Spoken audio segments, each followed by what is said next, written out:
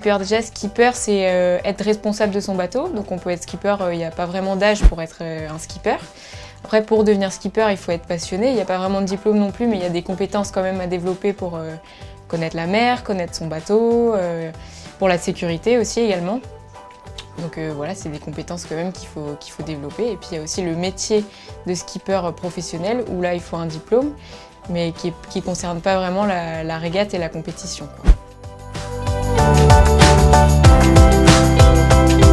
La voile, c'est un sport d'expérience, donc il faut beaucoup naviguer. On rencontre jamais les mêmes conditions quand on navigue, donc il faut faire un peu des sorties dans tous les temps.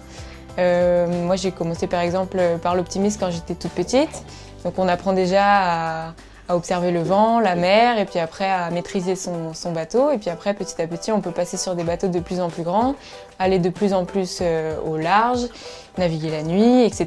Et plus on avance, plus on rencontre des conditions différentes, et plus on devient un skipper expérimenté et performant.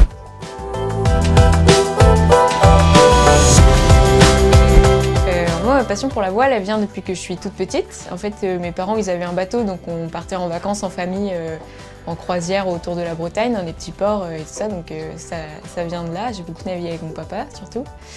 Et ensuite, quand j'étais petite, je faisais déjà du sport, donc je faisais de la compétition, j'aimais bien ça.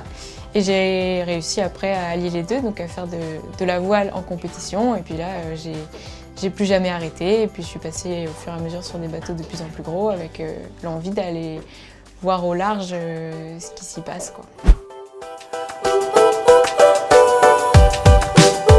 Alors en course au large, moi pour l'instant j'ai pas énormément d'expérience, j'en ai pas fait beaucoup, mais j'ai quand même des super souvenirs d'une course. Je me souviens, c'était la Transmanche en double que j'ai courue en Figaro 2, donc en double.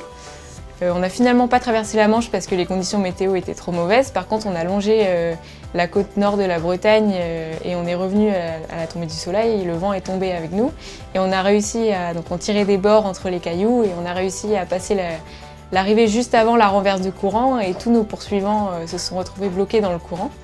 Donc c'était sympa, c'était un petit challenge et le paysage était magnifique au coucher du soleil et c'était vraiment chouette.